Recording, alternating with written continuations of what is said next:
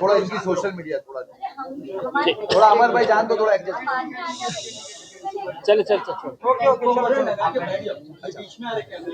हाँ बैठ जाओ अमर भाई अमर बैठ जाओ बैठा नीचे बैठ। चला मी आपल्या सर्वांना धन्यवाद देतो। आजच्या या पत्रकार परिषदेच्या निमित्ताने मी मुंब्रा आणि कलवा या जनतेचा मी आभारी आहे की ज्यांनी यावेळी आम्हाला भरभरून मतदान दिलेले आहे।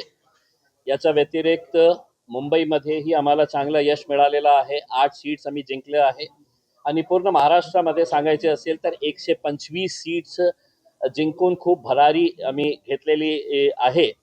आणि जेव्हा या पक्षाच्या बाबतीत लोक बोलायचे हे जातीवादी पक्ष आहे, हे असा पक्ष आहे, तसा पक्ष आहे, आणि आता सुद्धा ज्या प्रकारे सोशल मीडियावर आणि काही मीडिया चॅनल्सवर डिबेट्स सुरू आहे की MIM इतका मोठा कशा होऊ शकतो।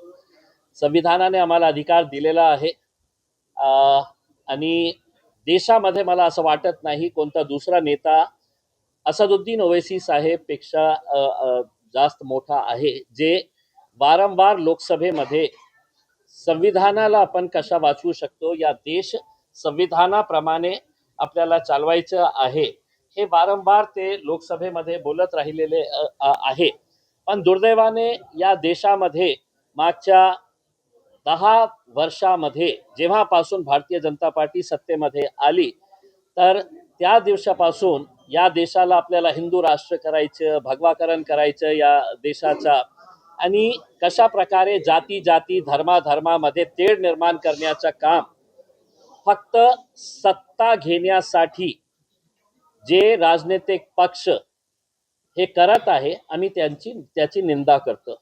आणि जेव्हा हे याची निंदा करतो त्याच्यामध्ये सर्वप्रथम भारतीय जनता पार्टी, त्याच लाईनमध्ये एकनाथ शिंदे साहेबांची शिवसेना, अजितदादाची NCP, हे सगळं याच्यामध्ये सामील आहे की आता आपल्याला सत्ता पाहिजे तर कोणत्याही लेवलवर आपल्याला जायचं आहे।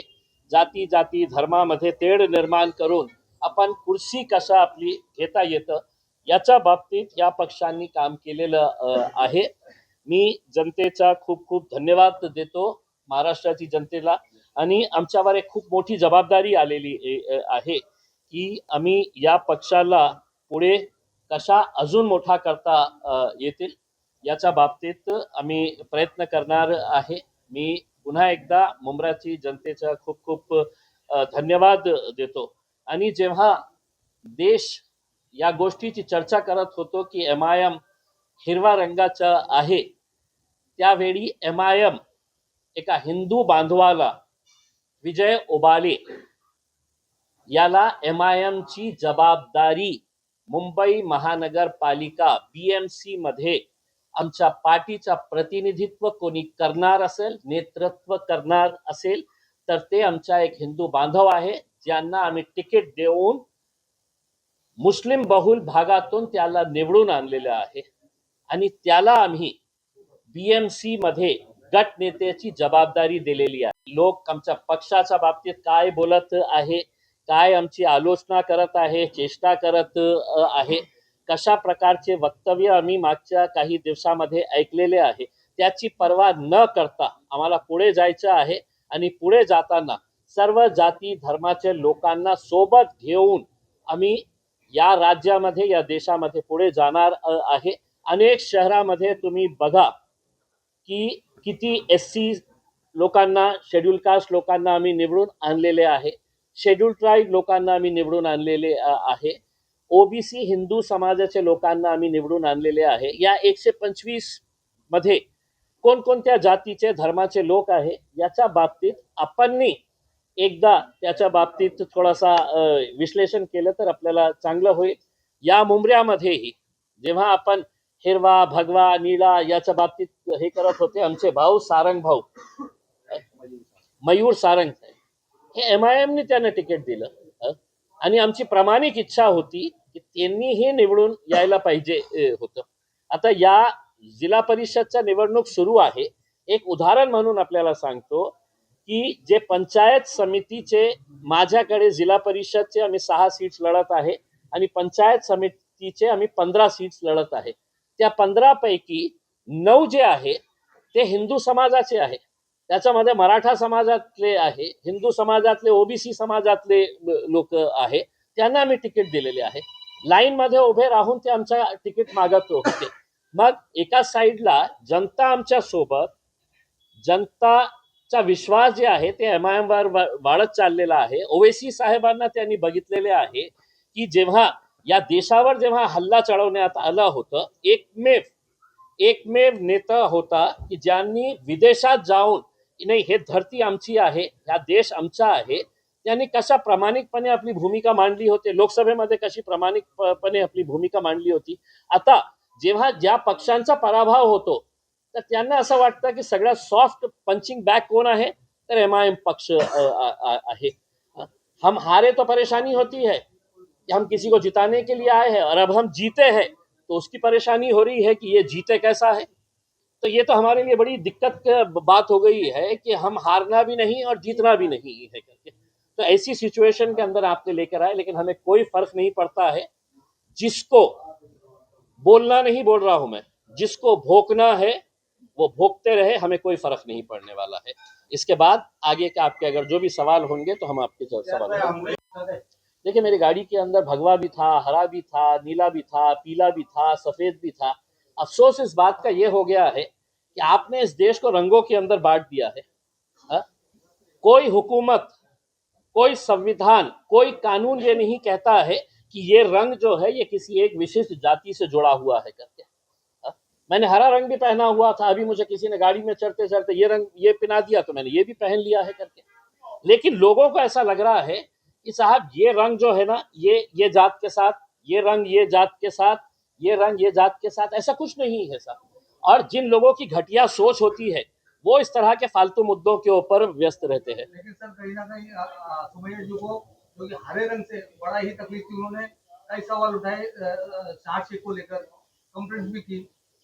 देखिए अब चूंकि अब आप लोगों ने बात शुरू ही की है तो मैं आप लोगों को कुछ भारतीय जनता पार्टी के नेताओं के कुछ बयान आपको सुनाना चाहता हूं, जिसमें से एक दो ही बयान आपको सुनाऊंगा. मैं ज्यादा ना तो फालतू चीजों के अंदर मैं ये करता हूं. तो अगर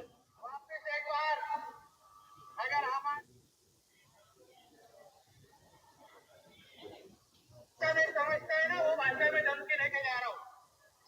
हमारे रामगिरी महाराज के खिलाफ अगर कुछ भी मस्ती तुम लोग किसने भी की, तुम्हारे मस्जिदों के अंदर आके कम मारेंगे, इतना जान. तुम्हारे मस्जिदों के अंदर आकर घुसकर तुम्हें मारेंगे. मैं अब मुमरा की पुलिस से एक सवाल करने के लिए आया हूं. इसको नोटिस दिए थे आपने? हर रोज अहमदनगर का एक MLA अजीत पवार की पार्टी का मुसलमानों के खिलाफ जहर उगलता है. भाजपा की एक महिला है, हर रोज मुसलमानों के बारे में जहर उगलती है. कितने लोगों को आपने नोटिस दिए हैं मुझे ये बताइए. क्या कानून इनके लिए अलग है? क्या कानून हमारे लिए अलग है? सिर्फ एक तोतला आके यहां पर खड़ा हो जाएगा 2-5 लोगों को लेकर. तो मैं मुमरा पुलिस को ये कहना चाहता हूं, अगर ये तोतला जितने लोग तुम्हारे पुलिस स्टेशन में लेकर आया उससे 10 गुना लोग हैं तो मैं तुम्हारे पुलिस स्टेशन में लेकर आ सकता हूं. हमें कोई इसका है तो राजनीतिक कोई खेल नहीं खेलना है. हम जीत कर आए हैं, हमारी जिम्मेदारी बड़ी है. हम सभी जात, धर्म और मजहब के लोगों को साथ में लेकर चलना चाहते हैं. लेकिन एक बच्ची के बयान के ऊपर आप इतना बड़ा बवाल मचा दे रहे हैं. देश भर में है तो डिबेट चल रहा है, यानी कि देश भर के अंदर और कोई मुद्दा बचा ही नहीं है करके. और वो आके कहते हैं कि नहीं साहब हमने है तो कंप्लेन दे डाले है, एक्शन लेना. किस कानून के तहत एक्शन लेना है मैं उस तोतले से पूछता हूं. बताओ मुझे कौन से कानून के तहत. मैं मुमरा की पुलिस से ये सवाल करने के लिए आया हूं, कौन से कानून के तहत तुमने है तो ये नोटिस दिए है हमारी बच्ची को. या हुकूमत, एक सुनिए पहले, हुकूमत आपकी है तो क्या मतलब ये है कि कानून आपके हिसाब से चलेगा? किस सेक्शन के अंडर में है तो आपने ये दिए है? क्या ऐसा आपको ये लगा है? ये इनके भारतीय जनता पार्टी के पिल्ले रोज है तो मस्जिदों में घुस के मारेंगे, पाकिस्तान चले जाओ, तुम्हारे बाप का सूरत तक तुम देख नहीं पाएंगे करके ये इस तरह के बयान देने वाले महाराष्ट्र की पुलिस क्या इन लोगों की गुलाम हो चुकी है? मुमरा की पुलिस इतनी डरती है कि ये 4-6 चिल्लर लोग आ जाते हैं और है तो आप नोटिस इशू कर देते हैं करके। किस बुनियाद के ऊपर आपने नोटिस इशू किए हैं? और मैं एक मर्तबा आप सुन लीजिएगा, हमारी ये जो बच्ची चुनकर आई है शहर, उसके स्टेटमेंट से हम कतई किनारा नहीं कर रहे हैं, बिल्कुल नहीं कर रहे हैं। हम पूरी तरह से पूरी मजबूती के साथ मजलिस इत्तेहाद और मुस्लिमीन एक बार फिर से कहकर जा रहे हैं कि सिर्फ मुमरा की क्या बात कर रहे हैं तुम। आने वाले वक्त के अंदर हम महाराष्ट्र के अंदर हम अच्छा खासा हरे रंग को फैलाएंगे। सुनिए सुनिए